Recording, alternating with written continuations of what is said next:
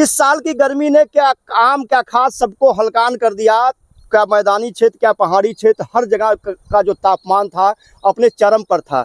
उत्तर प्रदेश के मैदानी क्षेत्रों की बात करें, खासकर पूर्वांचल की, तो यहाँ का तापमान कभी भी 35 डिग्री सेल्सियस से ऊपर नहीं गया था। लेकिन इस साल के तापमान ने 50 के आंकड़े को भी पार कर दिया और कहीं कहीं तो ये 55 के आंकड़े तक भी पहुँच गया। तो लोगों को लग रहा था कि वो आग में उबल रहे हैं। ये जो कारण है, इसके कारण हम आप आम जनता, शहरों के रहने वाली जनता और गांव की रहने वाली जनता सभी को जाता है। हमने देखा सिद्धार्थनगर और जो बस्ती के उत्तरी क्षेत्र है, पश्चिमी क्षेत्र है, पूर्वी क्षेत्र है, वहाँ के किसानों ने गेहूं के कटाई के बाद 100 का 100% अपने खेत की जो पराली है, गेहूं की जो गांठें हैं, जो जड़ें थी, उसको जला दिया था। दूसरा यह है कि शहरों में एसी का अंधाधुंध प्रयोग हो रहा है, खेतों में अंधाधुंध रसायनों का प्रयोग हो रहा है। तो ये सभी कारक जो है तापमान के बढ़ने का कारण रहे हैं। ग्लेशियर पिघल रहे हैं, क्लाइमेट चेंज इसको हम कहते हैं। और ऑर्डिनरी डॉक्टर साहब का हमने एक क्लाइमेट चेंज का आर्टिकल पढ़ा था, जिसमें उन्होंने क्लाइमेट चेंज से होने वाले प्रभावों का जिक्र किया था। उन्होंने ये भी बताया था कि कैसे हिमाचल जैसे प्रदेशों में सेब के उत्पादन पर कमी आई है। जो गर्मी है उसकी वजह से जो प्रजनन क्षमता है कीटों की वो बढ़ी है। इसकी वजह से फसल को नुकसान पहुंचाने वाले कीटों की संख्या में इजाफा हुआ है। उनके कंट्रोल के लिए पेस्टिसाइड का धंधाधुंध प्रयोग हो रहा है, उससे जो पर्यावरण पर प्रभाव। और उन्होंने बहुत ही बेहतरीन तरीके से उसका जिक्र किया था हमने आर्टिकल में। हर किसान को उस आर्टिकल को पढ़ना चाहिए, हर व्यक्ति को उस आर्टिकल को पढ़ना चाहिए, क्योंकि वो आर्टिकल आम आदमी के और पूरे जीव जंतुओं के पर्यावरण से जुड़ा हुआ है। और उस आर्टिकल को अगर हम आत्मसात कर लें तो जो इस साल का तापमान रहा है, निश्चित तौर पर आगे चल करके उसको में हम कमी लाएंगे और इस जो हलकान हुए हम लोग इस गर्मी से, उसको भी हम कम कर पाएंगे। आप देख रहे होंगे अभी ये जून का अंतिम सप्ताह चल रहा है और जून का अंतिम सप्ताह भी भारी गर्मी का होता है। मानसून दस्तक तो दे देता है लेकिन छुटपुट ही बारिश होती है। ऐसी दशा में इतनी हरियाली दिखना निश्चित तौर पर कौतूहल का विषय होता है। लेकिन ये जो हरियाली दिख रहा है, एक किसानों के जीवन में हरियाली लाने का काम करता है। जो शहरों में जीवन व्यतीत कर रहे हैं, उनके पेट भरने का एक कारक बनता है। तो ये क्या है हरियाली, कौन सी फसल है और कैसे क्लाइमेट चेंज को प्रभावित करता है, कैसे उत्पादन को बढ़ाता है, कैसे जो कार्बन डाइऑक्साइड या बहुत सारी जो हानिकारक गैसें वातावरण में बढ़ रही है उसको कम करने का काम करता है। हमारे बीच में इसके लिए जानकारी देने के लिए मौजूद हैं डॉक्टर आरवी सिंह सर। आप कृषि विज्ञान केंद्र संत कबीर नगर जो बगही में है, वहाँ पर वरिष्ठ वैज्ञानिक है एक्सटेंशन के, एग्रीकल्चर एक्सटेंशन यानी कृषि प्रसार के। और ऐसी गतिविधियों, ऐसी जानकारी के लिए आपका अच्छा खासा अनुभव रहा है। बस्ती जनपद के में स्थित कृषि विज्ञान केंद्र को नेशनल लेवल पर भारत में ऑल इंडिया लेवल पर नेशनल अवार्ड दिलाने में आपकी अहम भूमिका रही है, महती भूमिका रही है। तो ये तो एक भूमिका रही है आपके बारे में, लेकिन इस फसल के बारे में क्या भूमिका है वो स्वयं बताएंगे डॉक्टर साहब। नमस्कार पांडे जी, नमस्कार किसान भाइयों। जैसा कि आप लोग, हम इस समय ढांचे के प्लाट में खड़े हैं और गेहूं की फसल लेने के बाद जो किसान भाई, जैसा कि पांडे जी ने बताया कि जो उसकी जो डंठल है उसको जला देते हैं और अमूमन किसान भाई उस समय खेत को खाली छोड़ देते हैं।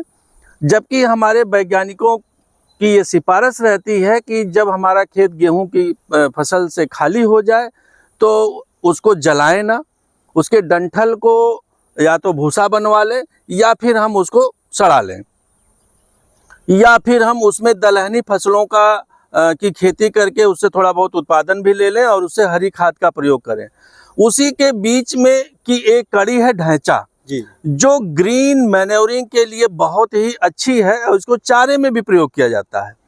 लेकिन ज़्यादातर ग्रीन मैन्योरिंग के लिए किया जाता है और ये 55-60 दिन पे, 65 दिन पे इसको हम पलटाई करके और इसमें फिर धान की फसल या जो भी हमें अगली फसल लेनी होती है हम उसको ले लेते हैं।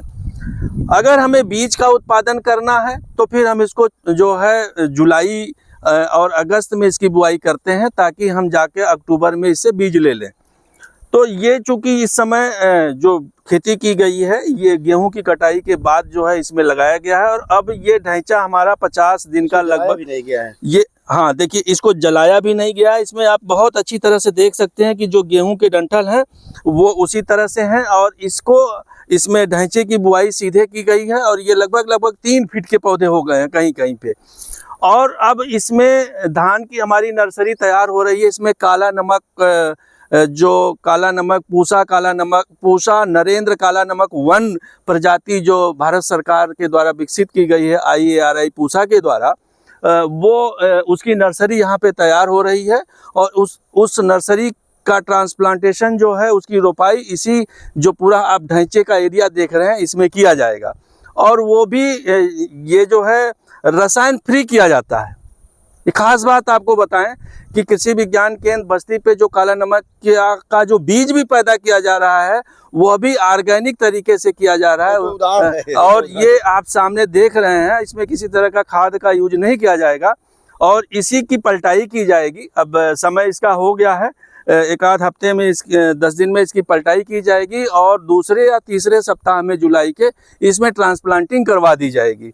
तो इससे होगा क्या कि हमको नाइट्रोजन फास्फोरस जो है ये प्रकृति के द्वारा जो ढांचे में प्राप्त है वो मिल जाएगा।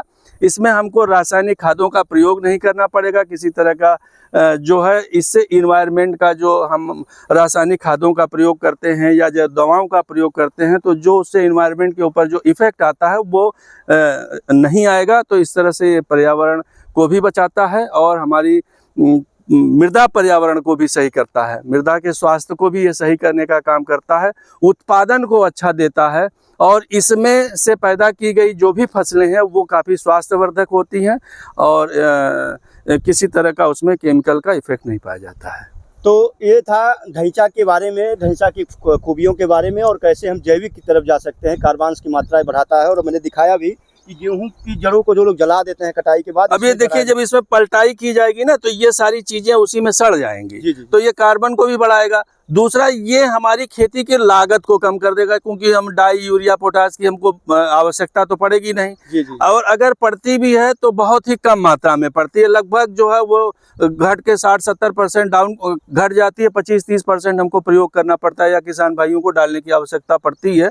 तो वो हम डालते हैं तो हमारी जो उत्पादन लागत है वो काफ़ी हद तक कम हो जाती है। जी। और पैदावार बहुत अच्छी हो जाती है। तो इसको किसान भाइयों से मेरा अनुरोध है कि ढैंचे की खेती को अवश्य करें। कब बुआई करना चाहिए सर? देखिए जो है अमूमन अप्रैल के महीने में हमारा खेत गेहूं से खाली हो जाता है। जी। भूसा वगैरह तैयार करने में किसान भाई जिनको भूसा तैयार करना है तो वो पूरा अप्रैल का महीना अगर हम रख लें तो अप्रैल के लास्ट में या मई के फर्स्ट वीक में अगर हम इसकी जो है बुआई कर देते हैं तो हमको जो ट्रांसप्लांटिंग करने का जो हमारा टाइमिंग है, अगर हम अर्ली वाला है तो वो भी जून के लास्ट में या जुलाई के फर्स्ट वीक में करते हैं। अगर लेट वाले जो हमारी प्रजातियां जैसे हमें काला नमक करना है तो हम जुलाई के लास्ट तक करते हैं।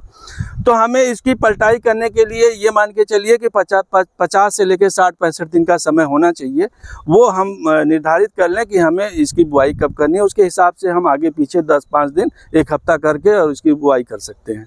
तो अगर हम 50-60 दिन पे इसकी पलटाई करते हैं तो हमको भरपूर मात्रा में इससे नाइट्रोजन, फास्फोरस और पोटास प्राप्त हो जाता है।